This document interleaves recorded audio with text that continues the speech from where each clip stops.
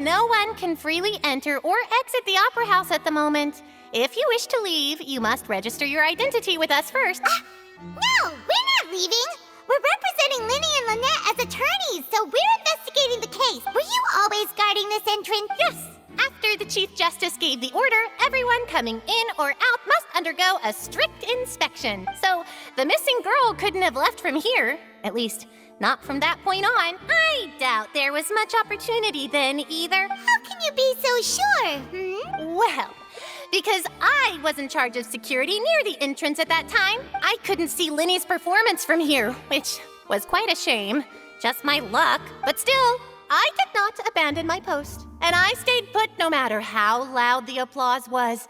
If someone had so much as even approached the door, I would have noticed it, let alone if they had tried to leave. We Melazines are good at that sort of thing, you know. So, it's safe to say the girl couldn't have left through here. All right, thank you for your help. This will be useful info.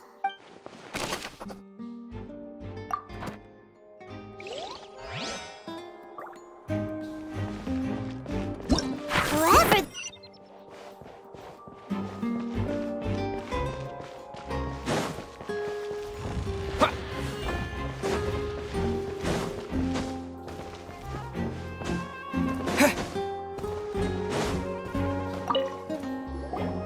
I see that you're investigating the area. Well, it just so happens that I'm interested too. If you find any new and interesting leads, be sure to share them with me, all right? We don't have too many thoughts yet. Then why don't I tell you my hypothesis first? The way I see it. And I'll start it with that loud thud. The thud?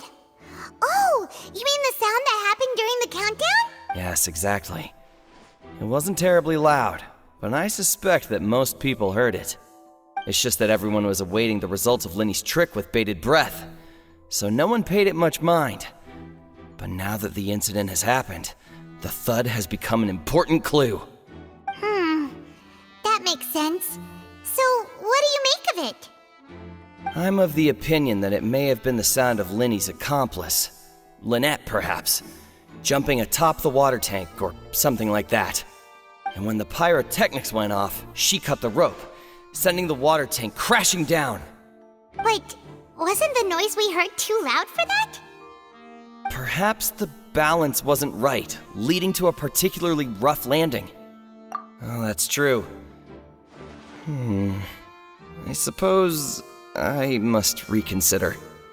That does remind Paimon, though. What was with that sound?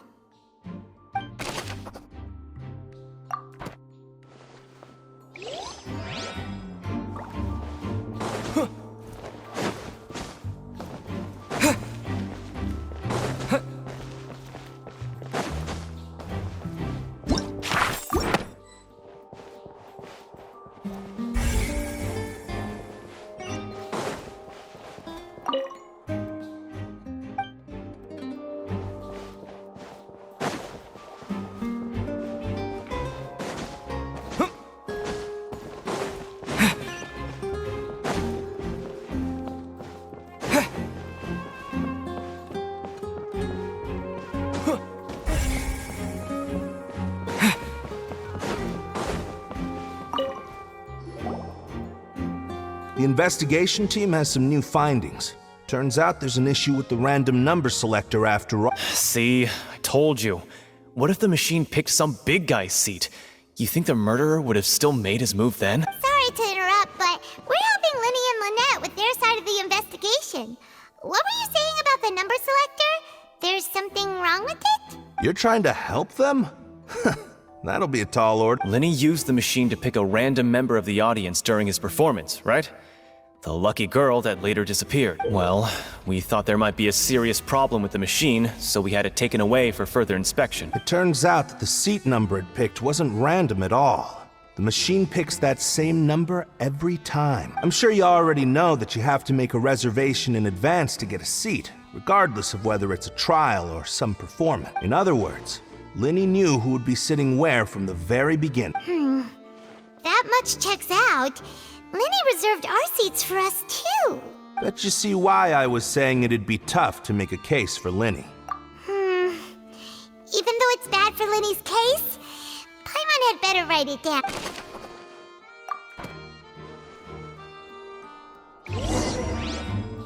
We've checked everything of note here at the performance venue. Paimon wonders how Linny's discussion with the guards is going. Let's go see, shall we? Understood. Then I will be going with you. Just so you're aware, I will be monitoring your actions and making notes as necessary. Very good. Thanks for being so agreeable. I'd pull a rose out of my hat as a gift for you if I could. You may spare the pleasantries. I'm just doing my job.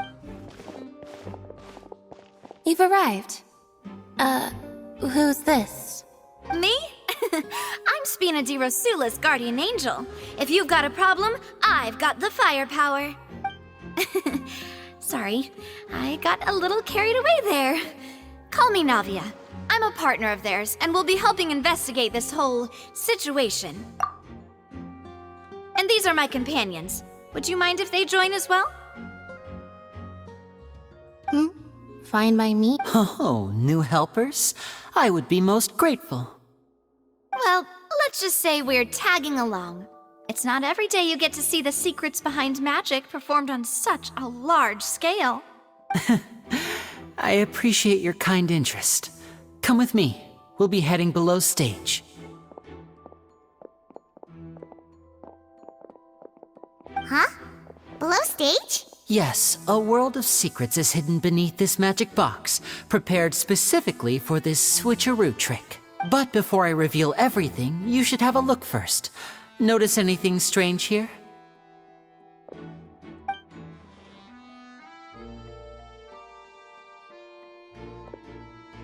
I'm not trying to be dramatic. Remembering the details of a trick will help you understand the methods used to perform it more easily. Huh. Weren't there balloons and other decorations here? Where did all that go? Ah, good eye. That said, you're still far from discovering the answer. The back? You mean the inside of the door? What's different about it? Paimon didn't notice anything. Very good indeed. I thought you might not be able to catch that, given that you were sitting in the first row. The back of this door was patterned. Those patterns are now gone, replaced by a smooth wooden board.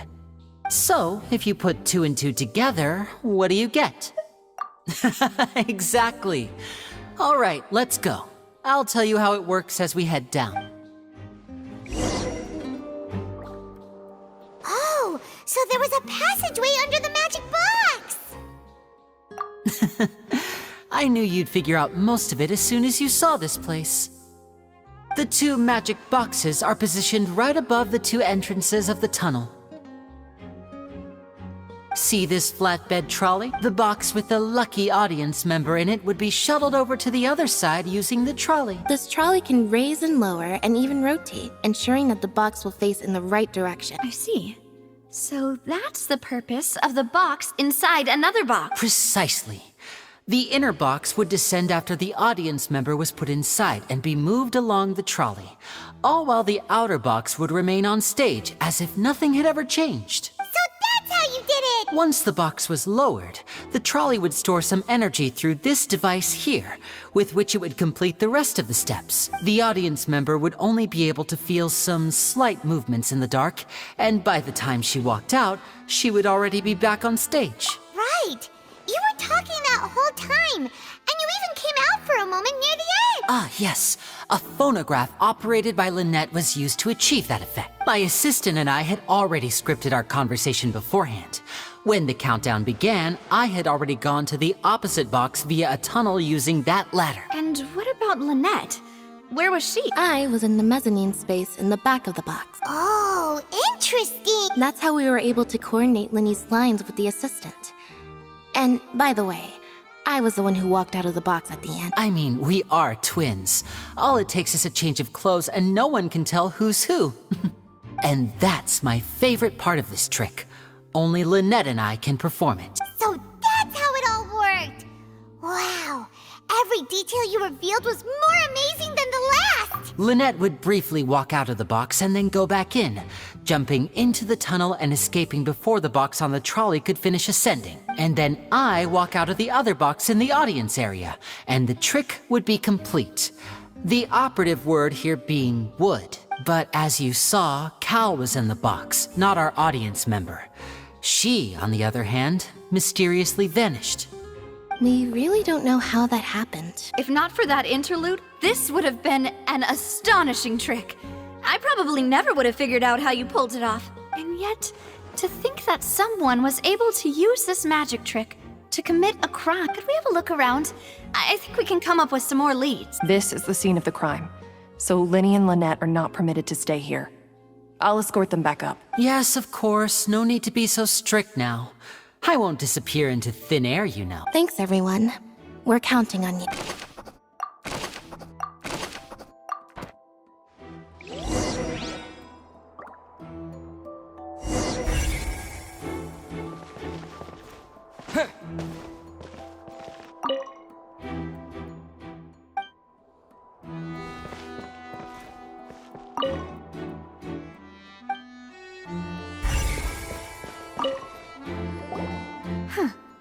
What's this? Looks like a hook tied to the end of a rope. Huh? There's all kinds of odds and ends here. Perhaps it was a prop for a different trick. But why would it have been left here? Whatever it is, let's make a note of it first.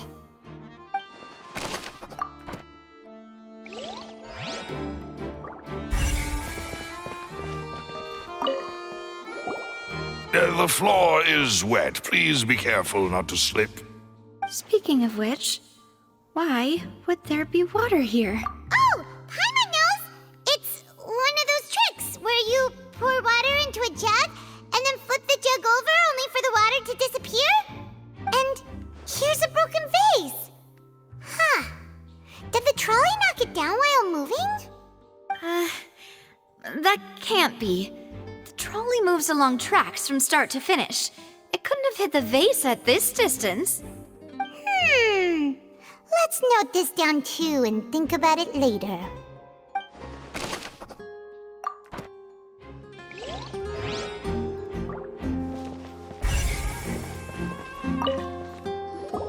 Oh, these are the clothes that the lady chosen from the audience was wearing, right? Her clothes are here, but she's nowhere to be found. Right.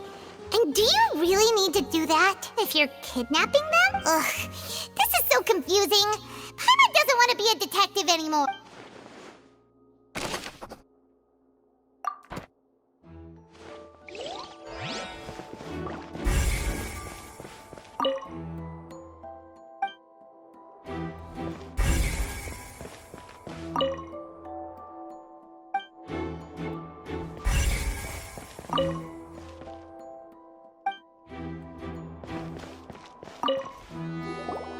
What is this place? It seems someone could fit through here. Could this have been the suspect's escape route? Alone, perhaps. But if they had to pull another person with them, this space would be too narrow. But there are no other ways in or out of here. Oh, you're right! Let Paimon write that down.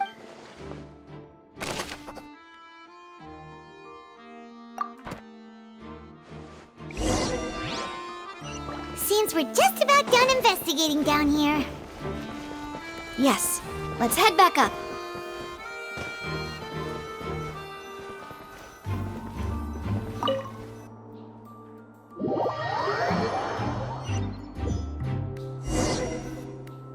Well, we've ascertained the state of the crime scene.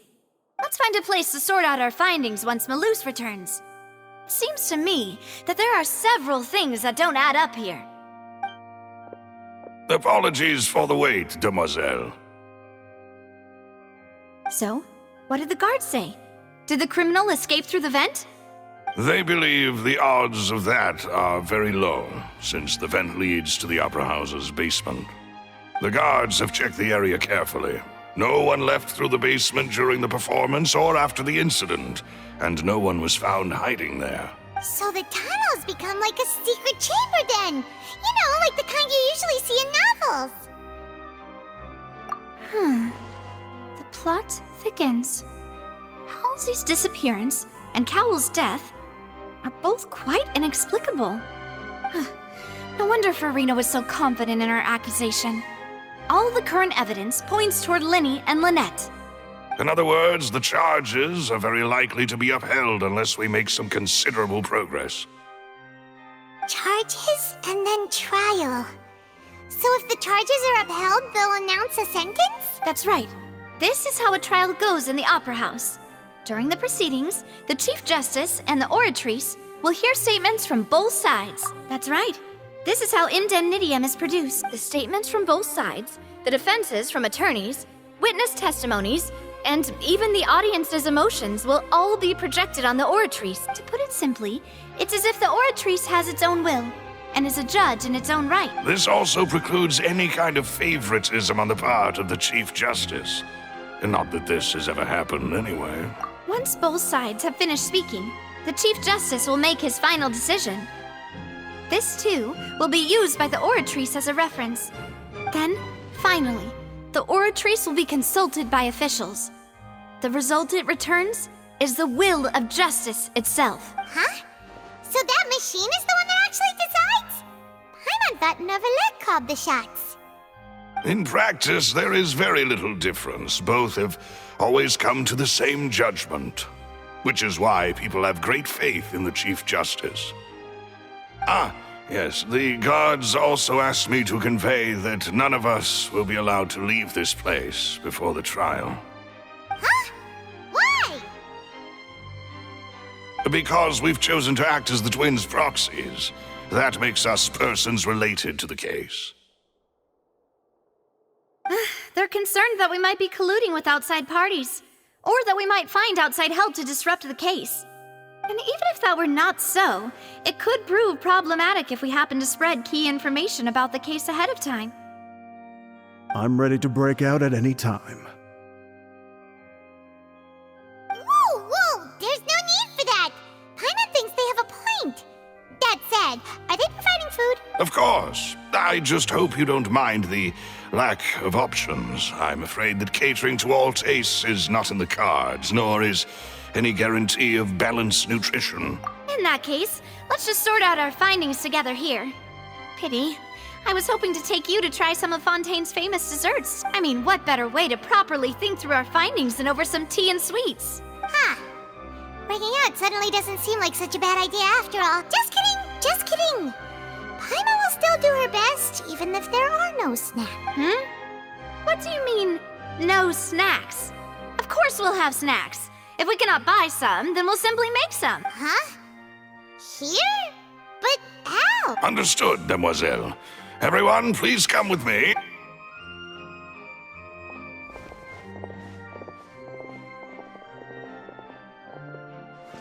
Wait, you're carrying a portable stove with you? Yes, I must be prepared to meet the demoiselle's baking needs whenever the fancy strikes her. I have eggs, sugar, and almonds at the ready. Good work, you two. Then I'll get to it.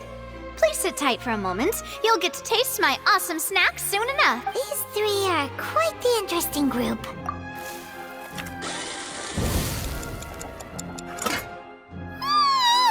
And Paimon thought it smelled good while it was still in the oven! Oh, it's even better now. Paimon can't stop drooling. From the way you had these two guys carrying all that stuff around, Paimon thought you'd have them do more during the baking process. But you ended up doing the entire thing by yourself. Beating the egg whites, grinding almonds, everything. I was applauding. And I was giving encouraging smiles. Paimon was just thinking. Aren't you worried about getting your fancy dress dirty, beating egg whites, and baking like this? Well, I don't think it's carved in stone anywhere that fancy ladies can only read books, sip tea, ride horses, and play the piano. I just really enjoy making snacks. Don't underestimate beating egg whites, by the way. It's a real arm workout. You also need to beat them to just the right consistency, or your macarons will crack. Anyway, give these a try, fresh out of the oven. There's 3 for each of us. Only 3? Well, eating too many sweet treats might send all that sugar to your head. You wouldn't be able to think clearly about the case on a sugar rush, would you? Tea is ready to be served as well. This is Demoiselle's favorite, strong black tea with a floral fragrance that clears the mind and lifts the spirit. No need for concern. I'm merely doing as I should. All right then. Down to business. As Paimon mentioned previously, the tunnel seems to be something of a secret chamber. However, we can assume that Linny and Lynette were not alone within it. Some criminal also occupied its sealed confines. The magician twins could have committed the crimes, of course, but they lack any logical motive. Exactly! Why would they do such a thing right when everyone was watching? The flower vase and the thud we heard during the performance could indicate some altercation between Halsey and the criminal in the tunnel, resulting in the shattering of the vase, the discarding of her clothes, and her abduction. Perhaps the criminal thought that since she was chosen from the crowd, she would be too easy to identify if she was still wearing the same clothes. Paimon thinks that makes sense, but the real trouble is... True. None of the clues we found thus far support the existence of this third person, but the only people left to consider are both technically victims, whether it's the missing girl, Halsey, or poor Cowell. Huh. Could Halsey have secretly made modifications to the magic props in order to murder Cowell before making her escape? That's right. And even if she had tampered with the setup, she would need to understand the entire trick to pull it off. Nor does she have any motive. The guard said that she has never had any dealings with the Magic Troop's member. Were we not thorough enough in our search? From the sound of things, this is turning into an impossible case. Your macarons are amazing, though, Navia. They smell great! They're nice and crisp and super sweet. They are my specialty, after all. And I see you've already had 5 of them. What? 5? Oh, that can't be right. Paimon only counted 3, honest! Please don't worry about it. At my age, a few less sweets might actually be a good thing. No. Being greedy is one thing, but Paimon knows how to count. Besides, Paimon knows that if she ate too many, then others wouldn't have enough. Wait, even you don't believe Paimon? How could you? If Paimon ate those 2 extra macarons, then may they turn into stone in her stomach! All right, we get it. Well, I suppose one of us might have gotten too engrossed in our chat and eaten them by mistake. No big deal. Maloose, set up the stove again, if you would. Huh? What are you doing? Making sure everyone gets 3 macarons, of course. Exactly. We don't want to trouble you. As you wish, Demoiselle. And I have the egg, sugar, and almonds. Well, this really is your hobby, huh?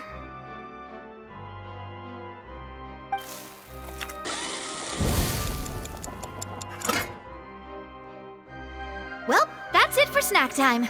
I'm going to have another look around the area. I don't know what we're looking for yet, but we've still got some time.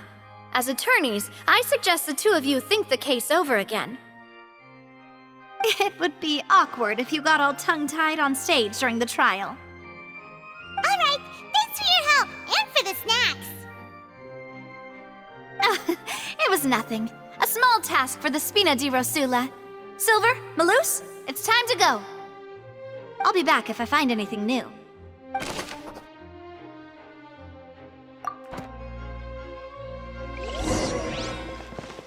right. Oh, it's probably gonna be a long and difficult case. There's no point in worrying about that now. We just need to prepare. Here, take Paimon's notes. They should help you review the situation.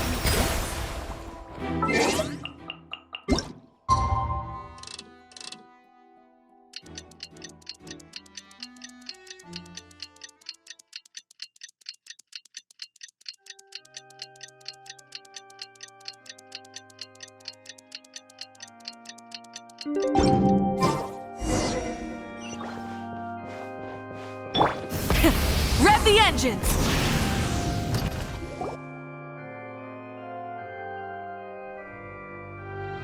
What are plan.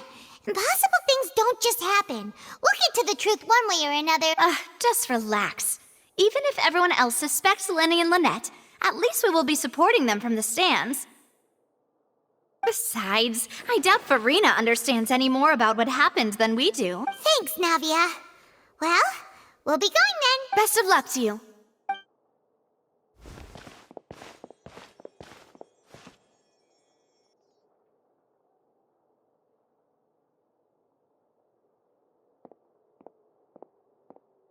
Finally, you're back. Well, how did your investigation go? To be honest, you might be disappointed. No. We're already very grateful that you were willing to help.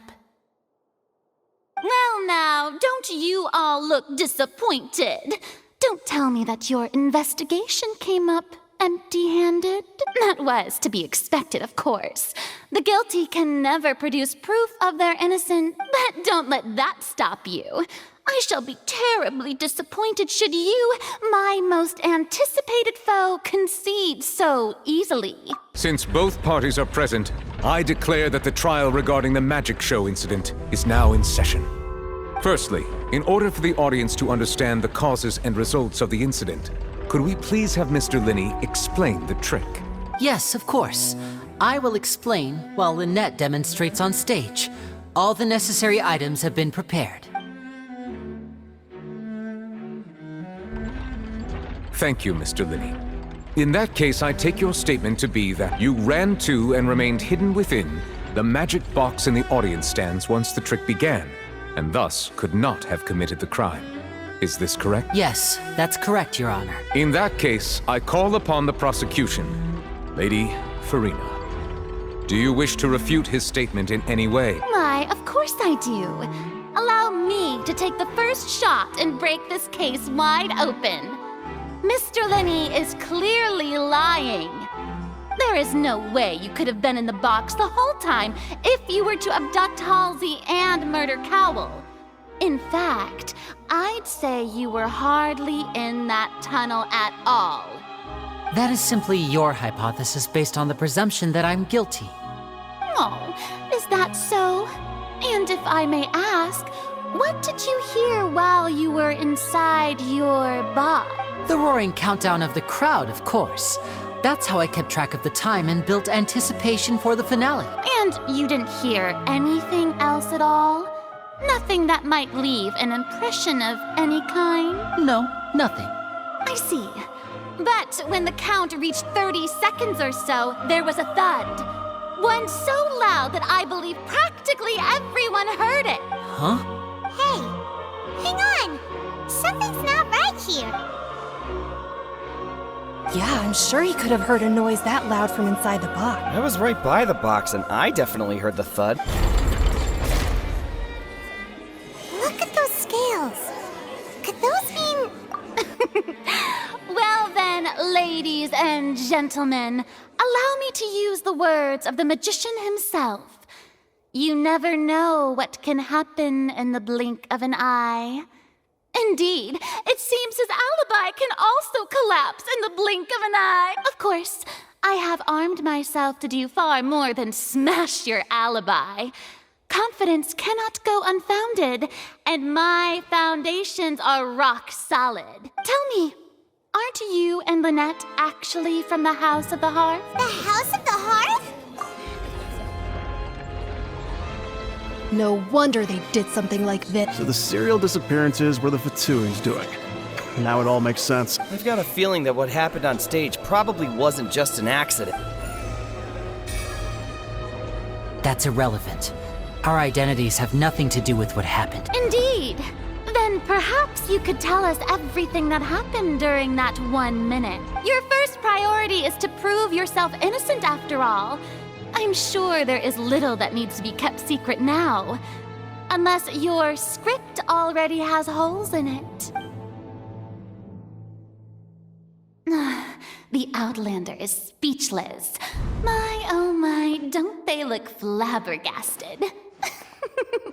Now comes the infighting and discord, I suppose. This was almost too easy. Good thing I made all those preparations. Seems the all-nighter I pulled last night is really paying off. Hey, Linny, why didn't you tell us this before? Order! Order! Mr. Linney, allow me to re-establish the facts.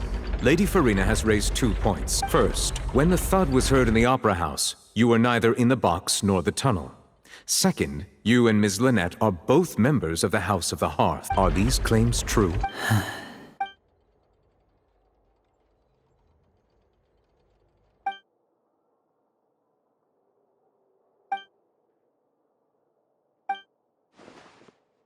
Please answer my question, Mr. Linney. I'm sorry. Yes, they're true, Your Honor. I knew it! Well, that's it. We might as well move on to the sentencing already. What should we do now? Granted.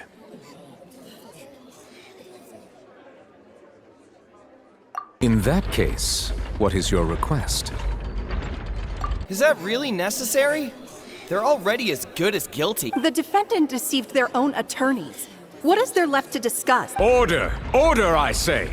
Your request is reasonable, and we shall adjourn. This trial will reconvene in 1 hour. So you would stick to Mr. Linney's defense even after knowing what you do now? You certainly have more professionalism than I thought. In that case, my dear audience, let's allow the joy of victory to steep for a little while longer.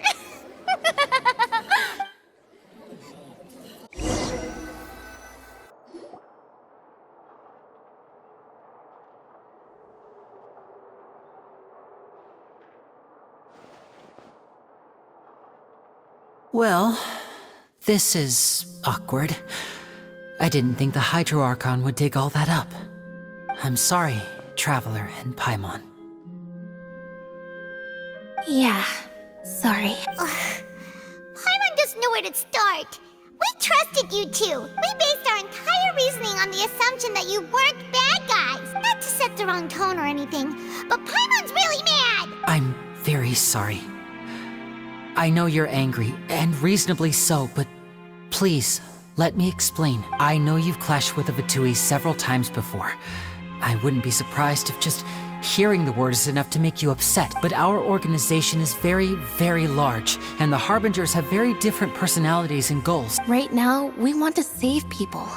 As many as we can. That's right. I'm sure we're on the same page when it comes to this nation and the disaster that its people might face. I knew if it weren't for our respective identities, we could become good friends. That's why I didn't wish to flat out lie to you, but chose to hide some details instead. The truth is very important, but being completely transparent about everything would see us spending more effort than we need to. Right. So, you be the judge. Heck, if I were you, I fear that I'd even struggle to trust me at this point. You met a Fatus who works as a magician, a trickster by trade. All by coincidence, too. But still, I'm asking you to trust me. I am no criminal. At least, not in this case. Sorry. Please forgive us. Well, you both say that, but...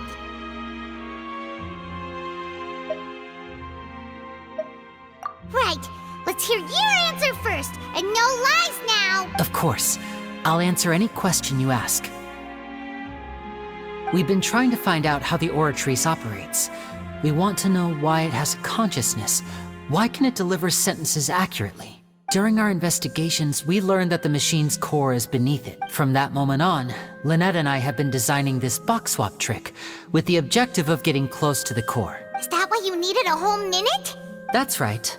In truth, the audience would take about 75 seconds to count down from 60, while I would only need 15 to get to the opposite box.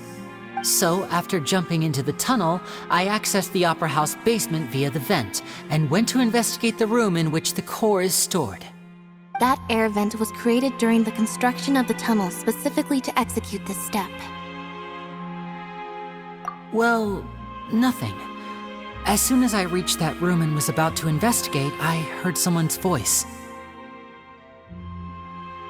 Which should have been impossible, of course. I was quite certain that I was the only one in the room. That voice seemed to recognize me and tried to speak to me. I chose to err on the side of caution and retreated the way I came. On the way back, I saw the broken vase and the clothes on the ground, but the countdown was almost finished, so there wasn't time to give it any thought. After that, the homicide occurred just as you saw. Well, that explains why you didn't hear the thud.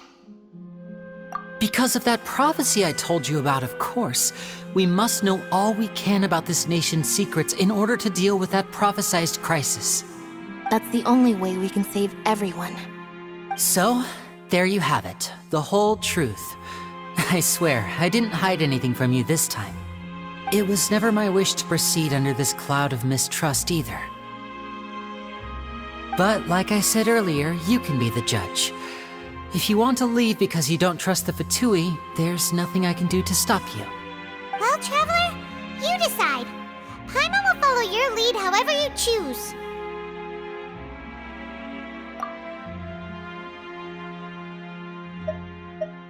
Okay, thank you. Thanks for giving us a chance. The current problem is that the scales are tipped pretty badly against you two. If we want to refute the Hydro Archon's accusations, we're gonna need a seriously watertight defense. Huh? Oh, Paimon thinks she gets what you mean.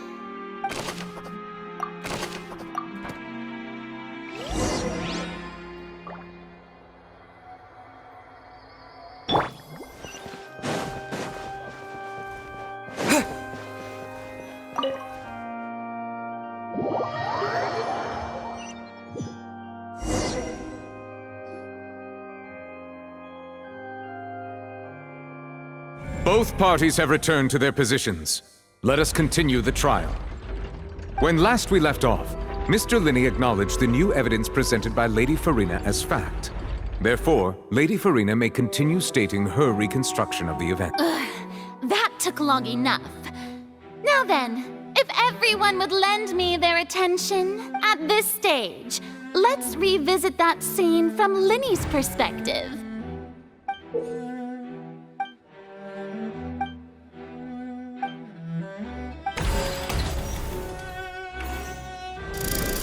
Countdown began, he entered the tunnel. When the flatbed trolley passed, he opened the box and got into an altercation with Halsey, which caused the loud thud. He did not realize that this sound could be heard by everyone in the opera house, which is why he claimed earlier that he could not hear the sound. Finally, he used the vase to knock her out, before making her change clothes to prevent others from recognizing her. At this time, Cowell arrived in the tunnel, having heard that strange noise, and caught Linney red-handed. So Linney proceeded to knock him out too before stuffing him into that box. Afterward, Linney passed the unconscious Halsey to his accomplice through the magic box in the audience stands, before operating the devices such that Cowell's death would be ruled an accident.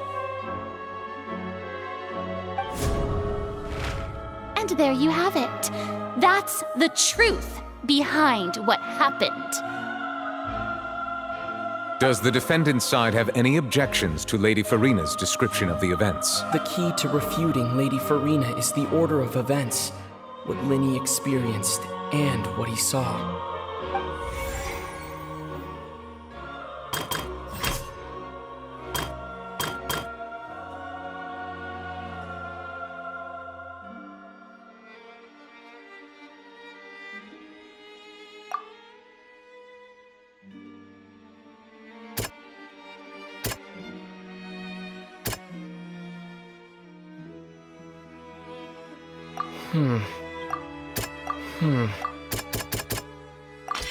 According to Linney, he left via the vent after entering the tunnel. He couldn't have had that altercation with Halsey.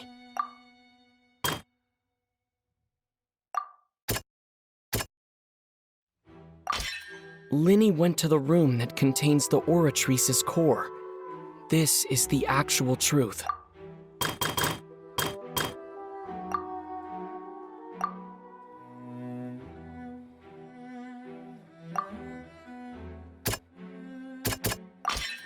Lenny did not take part in the underground altercation. He only witnessed traces of the aftermath. Attention! Ace Detective Paimon has something to say! When the countdown started, Lenny did indeed go into the tunnel, but he immediately used a vent to access the Opera House basement, which is where the underground core of the Oratrice is stored. Once he reached that area, he heard a voice in what should have been an empty room. Since he felt something was amiss, he returned immediately. The crime scene had already developed by the time he reached the tunnel again, and in order to complete the magic trick, he did not remain there for any length of time. Finally, he reached the surface, and that was when the accident happened from his point of view. Therefore, he's innocent!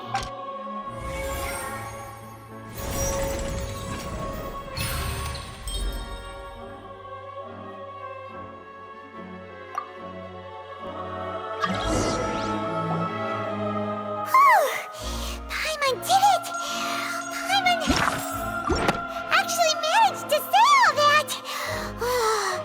Wasn't it awesome? In other words, you believe that he knew nothing of the incident? That's right! My reasoning? If that's the case, then if Cowell hadn't entered the tunnel, who was the entire setup meant to kill? Assuming that what you say is true, Lenny only needed to kidnap the young girl to cause a new disappearance case. What would the point of killing someone on stage be? Oh, they have a point. That's right, you tell him! And that's why they're partners of mine.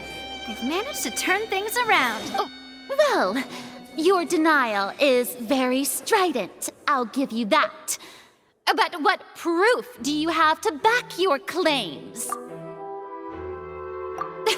Of course I do.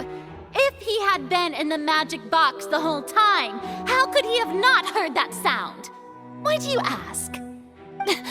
You're saying that he wasn't.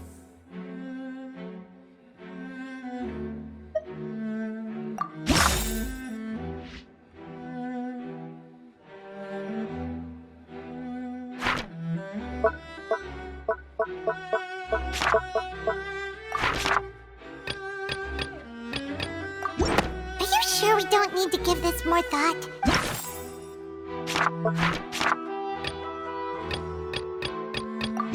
Are you sure we don't need to give this more...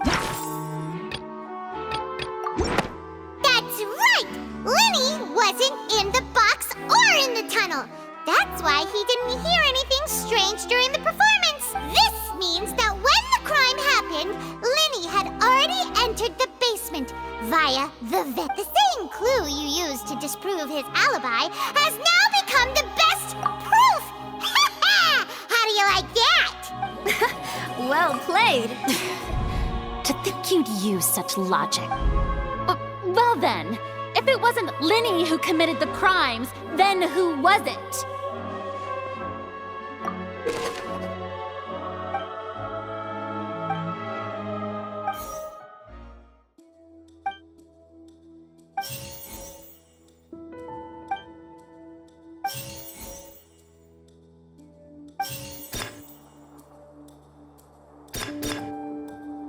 Could there have been a third person?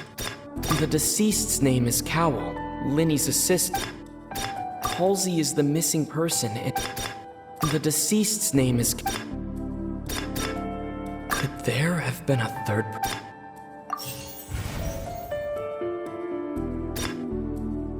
The deceased's name is...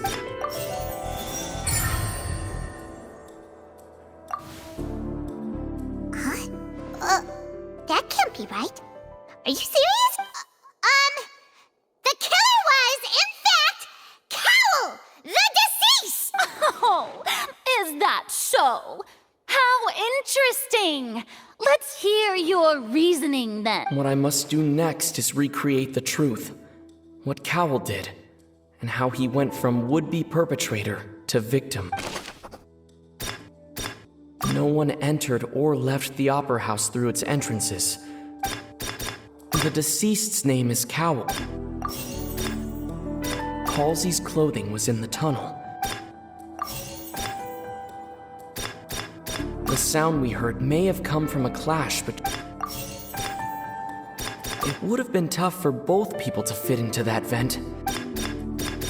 No one entered or left the opera.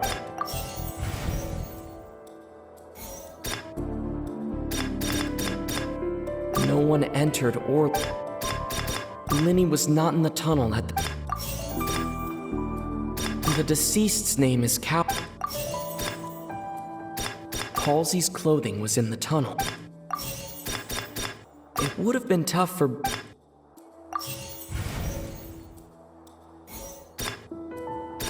The sound we heard may have come from a clash between... No one entered or... The sound we heard may have... No one entered or... The deceased's name is It would have been tough for both... Halsey's clothing was in the tunnel.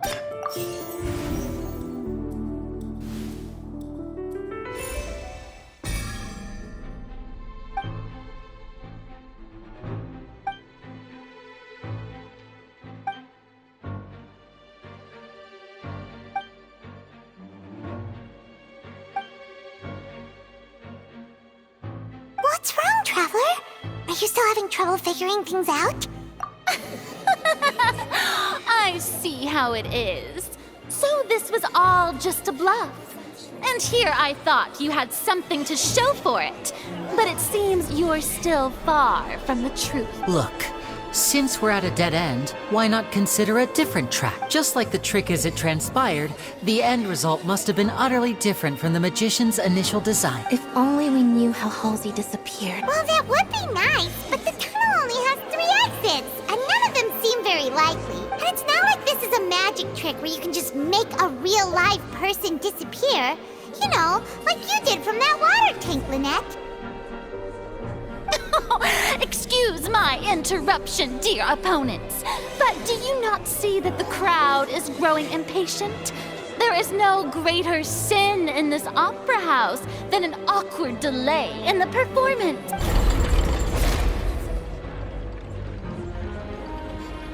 If the defense is unable to make further effective arguments, we will move on to the next stage of the trial. Linny was not in the tunnel at that moment.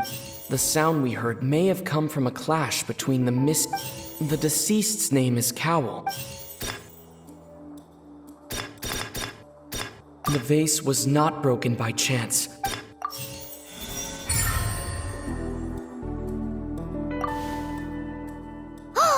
Paimon gets it! It all comes together if Halsey disappeared instead of being kidnapped. Lynette escaped from the water tank, vanishing gradually and leaving only clothes behind. If there's a similar method where a person could be transformed into water... Oh, just a moment, please. I do hope you know how preposterous you sound at the moment. How could a person ever be transformed into water? This is reality we're talking about here, not some magic trick. Must we really? I should think that of anyone. Your friend Linny already knows this truth very well. Magic tricks are ultimately just illusions and misdirection. But Halsey's disappearance is very real. We're talking about 2 completely different things.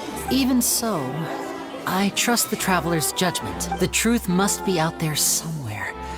Perhaps some new line of reasoning may open if we try to gather all the focal points that don't make sense. Since Cal was the deceased, we haven't placed much attention on him. But given that we aren't making much progress with the case, it wouldn't hurt to have a look at his belongings, would it? People really do come up with all sorts of harebrained schemes when at the end of their rope. The way I see it, your suggestion that we broaden the scope of our investigation is nothing but a tactic for stalling the trial. Nevertheless, I believe that this is a reasonable request on the part of an attorney.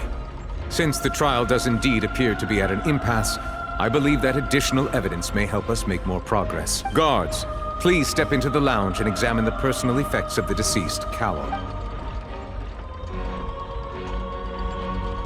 We are still examining the items, but we have already made critical progress that we feel must be shared with everyone post-haste. We discovered several test tubes of fluid within Cowell's baggage, each labeled separately. The notebook in his backpack claims that these fluids are water from the primordial sea. The primordial sea? The note's contents also indicate that Cowell belonged to an organization that sells illegal drugs and that he had an accomplice. The notebook has many entries concerning safe usage of these fluids, in which the keyword dissolve appears many times. One of these tubes was labeled Opera Epiclese, along with yesterday's date. It is empty. The notes also state that these dissolution properties work exclusively on people from Fontaine.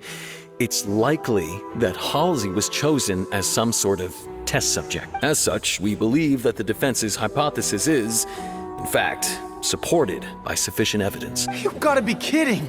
People dissolving into water? Could something so ridiculous actually be true? Wait a moment. This reminds me of a certain prophecy, but it's just a coincidence, isn't it? Huh. If people can become water, does that mean that the water tank's real use was as a means to hide water stains? And if Cowell was targeting that girl... Wait just a minute. Could that mean... You two, with me, quick! Demoiselle, wait! What about your partner? Let's go. Just trust me. Order! Order! It is undeniable that further examination of the deceased's personal effects has yielded some surprising results. But we cannot yet verify the veracity of these clues. Still, let us assume that these clues are indeed authentic, albeit with the understanding that Ms. Halsey has yet to be found. Guards, please continue examining the items along these lines. Mr. Linney, it appears your hypothesis is supported by the evidence, so please continue speaking. Of course. Thank you, Your Honor. If we uphold this hypothesis, I believe that many of this case's seemingly unrelated clues can be connected together. Right! Like the metal hook! That one didn't make sense at all. Let's think about this. Cowell's methods must have something to do with that water from the primordial sea.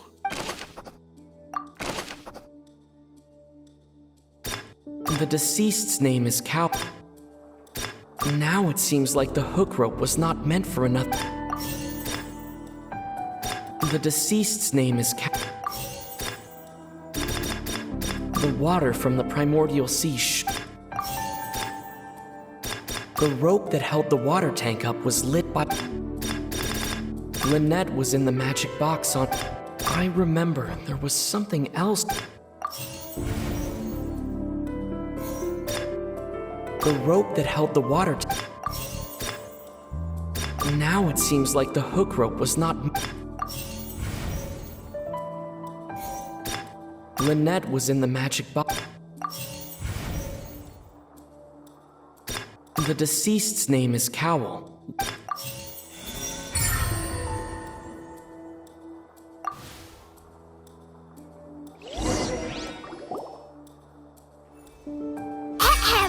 It's Ace Detective Paimon's time to shine again! In the original plan, Cowell would tamper with the water tank rope and the number selector securing his target. When the magic box containing Halsey was lowered, the metal hook would retract gradually and pierce the balloon at the top of the box. When the balloon attached to the box popped, the water from the primordial sea inside it would pour down and dissolve Halsey. Afterward, Cowell would enter the tunnel and break the flower vase to conceal the water inside the tunnel, with the remaining evidence being covered up by the water tank on stage. But he encountered something unexpected in the tunnel and wound up being fatally hit by the same water tank he meant to use to cover his track. Huh. That does make sense. That actually links together a lot of the more confusing pieces of Oh dear, what do I do? Even I think they sound convincing now. Have I falsely accused an innocent person?